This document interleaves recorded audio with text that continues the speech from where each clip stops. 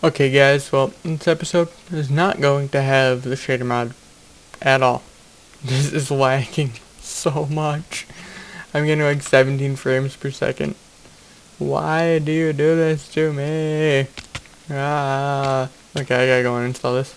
I'll be right back with the rest of the episode.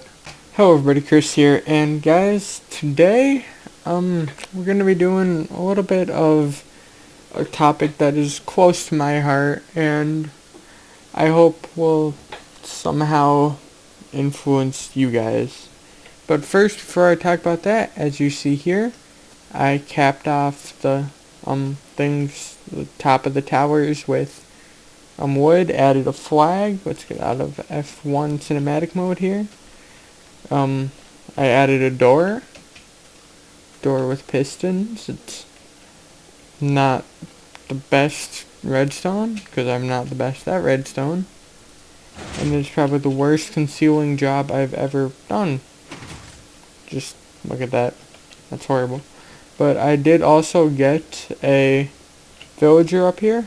I kind of put him in a minecart and built a minecart track from the village, which is so far away to here. Then I have this iron golem here to protect him, and built that. So, okay, just making sure my mic's on there. And also, do I have any ender pearls, actually, so I don't have to build it? I do have 16, awesome. Back up. There we go. Oh my god. That would happen. I thought this was lit up enough. I don't know why they're spawning up here. But as you see guys up here, I don't just have like this little layer of cobblestone anymore. I actually threw in some smooth stone here. I got cobblestone, smooth stone, cobblestone, smooth stone, cobble. As you see here, just that's like the pattern it's going in. So guys, I think it looks really good. Here, let me go up here just to get you guys a little better look at it.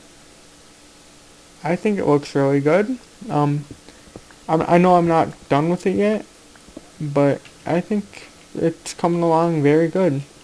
And there's probably going to be a lot more that's actually going to be added. Oh, why did I do that? A lot more that's actually going to be added to it. At least I hope there is. Can I make it down there without dying? I really don't remember how many hearts this takes away. So, please don't die. Oh, thank God. Thank God I did not die there. Is he in the thing with the villager? Where's the villager? I got the villager. I put him right next to his door for him to get out of the minecart, and he's been in here ever since. He has not left. But, okay guys, getting to that topic that's very close to my heart, is family. And guys, as you might have noticed, you might have heard me say that I live with my cousins and my aunt.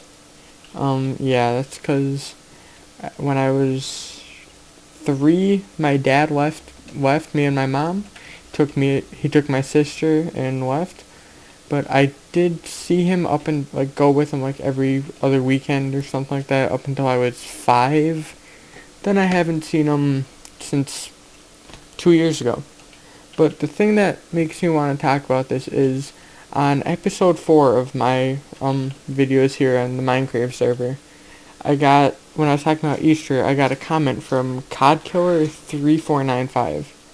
It says, Easter, you did well to spend time with your family because my 25-day-old cousin died. I don't know if he died on Easter or that day, but if he did, I really didn't know how to explain this, guys, like in a comment, but I'm really sorry to hear that. That's really sad. Like, that's very, very sad to hear that. Like, I want to express all my sympathy and everything to him. Because even if he just died, even if he could have died 3 years ago on Easter, It doesn't matter.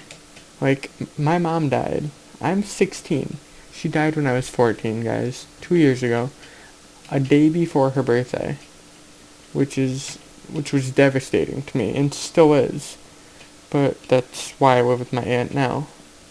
But to this day, wow. To this day, I still think about her, and I don't think I'll ever stop thinking about her. But another thing that also made me want to talk about this, he came out. Get back in there. Oh, it might have been because it was night out. That was like his little house. Oh my god. Guys, nice house you have here. Creepers spawning in it. Okay guys, but another thing that made me want to talk about this today is, yeah. Today I went down my house, which was where me and my mom lived, and my aunt's fixing it up, and we're gonna rent it out. And she said she wasn't gonna sell it just in case I wanted to live there when I was older. So she's fixing it up. So I went down there today to see how it was doing, like how everything was going. Guys, it's amazing, but it made me so sad because it's not the same. It's just like, just think guys, it's like one day you leave your house to go over your friend's house or something. You come back a day later, everything's changed. And just being in that house just makes me think of all the good times I had with my mom. It's just, I don't know, I might start crying during this video. If I do, I'll attempt to stop the recording as long as I'm not talking about anything. But guys, if I do, I'm very sorry.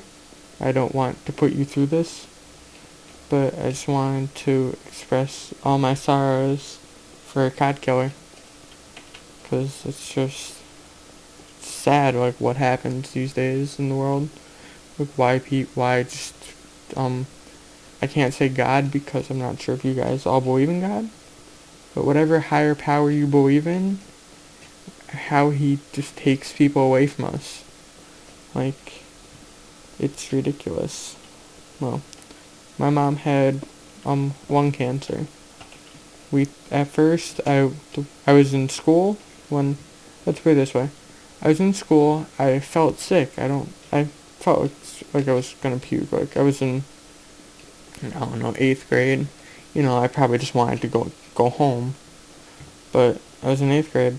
So I went down the nurse to call my mom to see if I can go home. The first thing that she tells me is, Chris, I can't come get you. I'm on my way to the hospital. And I started crying after I heard that. I'm like, why? I'm like, why would you be on your way to the hospital? She's like, well, I went to the doctor today because I haven't been feeling well. And the doctor says I have pneumonia. Like, a really bad case of pneumonia. So I'm like, oh, okay, it's not that bad, but you're still going to the hospital. And, after she said that, that kind of made it even worse, because she said she doesn't know how bad it is, and everything, so, that made it kind of worse. And I'm actually going to probably start doing something here while we're talking, so it just doesn't seem like me running around jumping. But yeah, I had to stay in school knowing the fact that my mom was on her way to the hospital, which is really bad for a 14-year-old kid. I wasn't even 14 at the time. I think I was like 13 and a half, because my mom survived for another birthday of mine. But it's really bad for her to, like, for 13-year-old kid to say, oh, my mom's on her way to the hospital and I'm here in school. I don't know, and like, you don't know what's wrong. It was horrible, to be honest with you. I didn't end up telling the nurse what was wrong, so she sent me back to class, and I went back to class. My teacher asked me if I was going home. And you know that feeling, like when you feel like you're gonna cry but you don't want to, and you try not to talk because if you talk it just happens. I I made it through saying the word no. Sat there for about 2 minutes, and he asked me, I was in history class. He asked me a question, and I tried to say I didn't know, because I didn't want to answer, but it didn't work like that. I just started crying, and then after that happened, my aunt picked me up from school at the end of the day. So I asked my aunt what happened. She said, your mom has pneumonia. She's going to the hospital. Make sure everything's checked out. Make sure everything's fine. And I asked my aunt, the first thing I said, is she going to be okay? My aunt said, yeah, everything's going to be fine. But we didn't know that it was lung cancer. My mom also did smoke for a good portion of her life. But we never thought that was going to happen. Like, you never think that, someone that you know or you love is going to get cancer. It just doesn't work like that. But after, like, a week or two of, like, blood work and stuff came back, it realized that she had lung cancer. And that was even worse, because your 13-year-old mind, you hear cancer, you automatically think of death. Oh, God. Okay, guys, let me shut Skype off here. Let me turn Skype into do not disturb so I don't get any more of these. But 13-year-old mind, you hear cancer, think of death, like, automatically. And, hey, 13, you don't want your mom to die. You don't want your mom to die when you can be 50 and she's still alive. You don't want her to die. That's your mom. You never want that to ever happen to her unless you are, like, mentally insane and just hate your family. But, like, even if you are mentally insane and hate your family, you still have that deep down love for your parents. But, okay. Once we found out she had cancer, she stayed home for a little bit, like, getting, like, just, like, going to the doctor for chemo and stuff. She was fine for the first, first five months. Then it started getting bad. I can't say it started getting real bad, but it started getting bad. Like, I remember that that's when we moved in with my aunt once we found out. And my cousin was, like, a real big basketball fan. Like, he played basketball when he was in high school. He was really good. He wanted me to start playing just to get my mind off everything. Like, going to practice. We'd have practice 2 hours a day. So, go to practice. I'd be fine. Like, when I was at practice, it would get my mind off literally everything. Like, I wouldn't think about anything going on at home. Wouldn't really think about my mom that much. But just the fact that, like, it was in the back of my mind, that's just, like, what kind of drove me, like, to be sad for a long time. And it's still just in the back of my mind, even if I don't want to think about it. It's still always there. But, she was fine for a good first 5-6 months. Then it got bad. Like, not super bad, like, oh, you think she's gonna die now? No, it was fine, but it was worse than it was. It was worse than it was, so she went into the hospital now. She was in the hospital for, about, let's say a month, 2 months, then got released because she was better. Not, like I said, not better, but she was better than she was. So she got released. We went home. We went on with our lives, with the family. then after that, oh god, after all that, after like we went home, I remember my last birthday I spent with her. Or was it the last? No, it was the first, oh, yeah, it was the first birthday I spent with her when she had cancer. I ended up going to one of, my school, basketball games, like a varsity game. It was against our rivals. So, like, it's just one of those things that you really, like, want to go see, support your team and everything. So I went there, came home, they all had, like, my cousins and my cousin, like, a girl that was friends with my cousin that she's really like family. And my mom, they were all at my house, not my house, my aunt's house, like, there with the cake and everything, getting ready to have a party for me. And I came home and I'm like, oh my god, like, that was, like, amazing to me, just to see, like, my mom at another one of my birthdays. But, that was fun. Like, that's when she was still home. But then, like, a couple weeks later, she ended up going back into the hospital. And when she went back into the hospital, we thought that,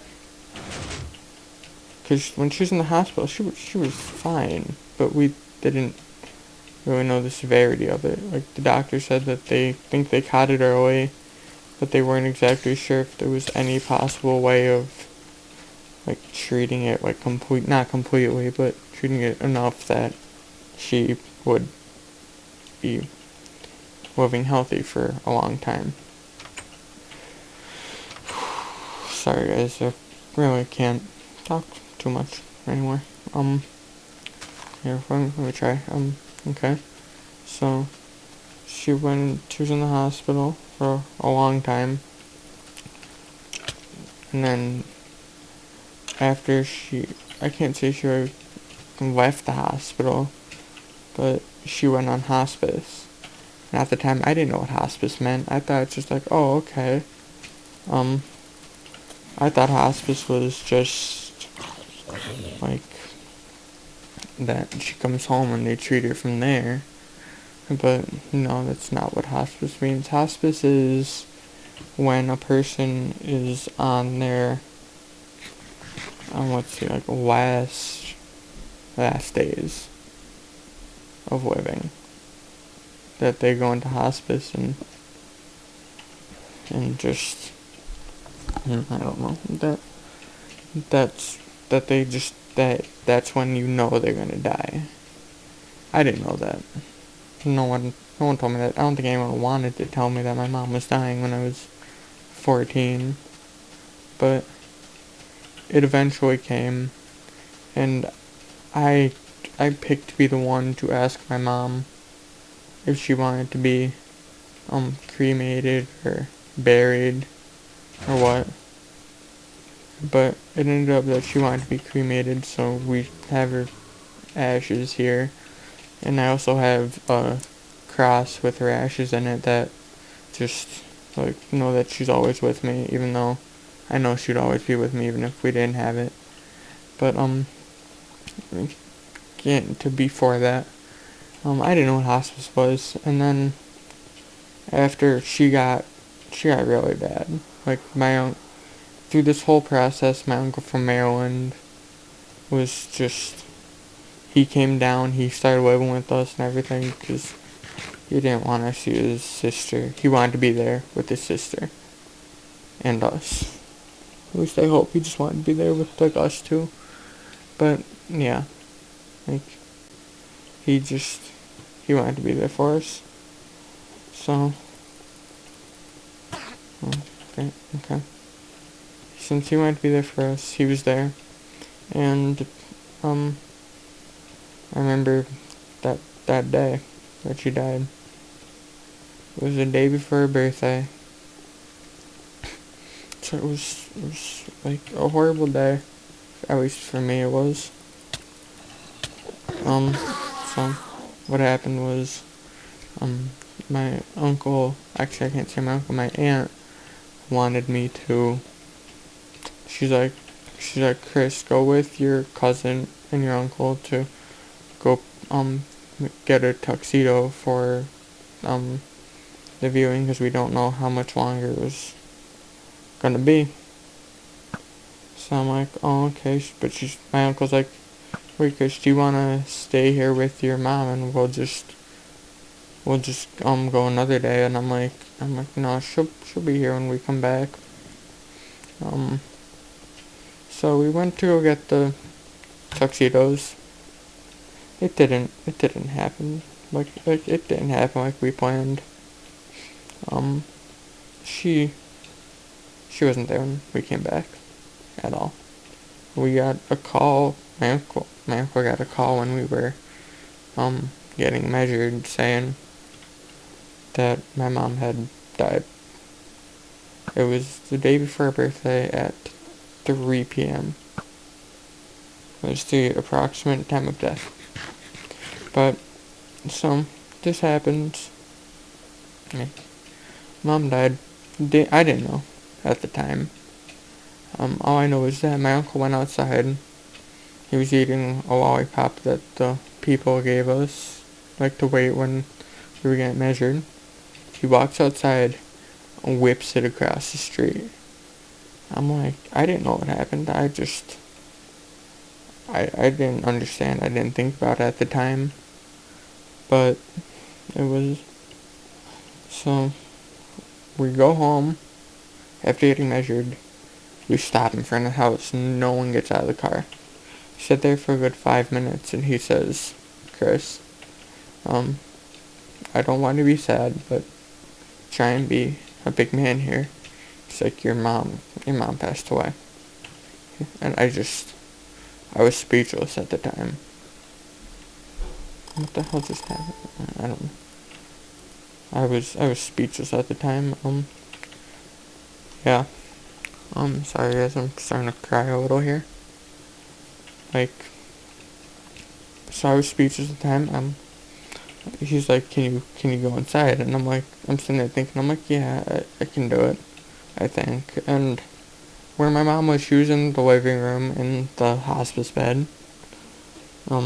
Which is, if you go through my kitchen, it's just one hallway. My kitchen's like right when you walk in the door. Or you can go through my dining room and then into the living room. So my kitchen's pretty big. I made it halfway through the kitchen, turned around, stopped, stared at a wall, and just started crying my eyes out. I couldn't believe it. Like, 14 years old, my mom's dead. I was, okay guys, I'll be right back. I have to go cry.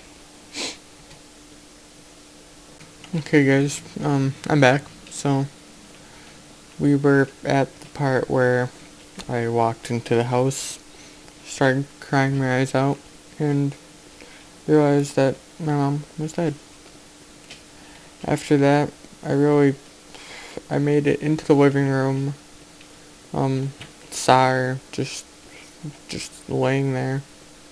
It was probably the worst sight I could ever see. Saw her just laying there. And that just ruined me. Like, I'm sitting there, I'm like, why me? Why would this happen to me? Why not someone else? But you have to go through it sometime in your life. Just for me, I was 14. So it's been 2 years now. I'm doing fine now, but I do get like the occasional thoughts that make me very sad. But I'll live. Like, it's not like it's gonna kill me more than actually it happening would or did. So yeah, guys, I kind of have a feeling this tree was not there before. But yeah, guys, I'm not sure how long this video is gonna be. How good of a response it's gonna get, because it was very, very monotoned and sad and slow. But I hope you guys, I can't say enjoy it, but I hope you guys enjoy I don't even know. I don't even know what you could have enjoyed about this, to be honest with you. There's really nothing to be enjoyed, except for, like, maybe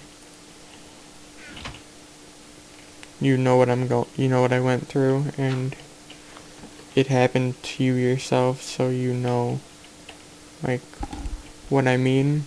But yeah, guys, so I hope I can say I don't hope you can relate to my story, because that's just bad for you guys. Like, there's nothing I can do now. But yeah, so guys, this has been Chris. Thank you for watching.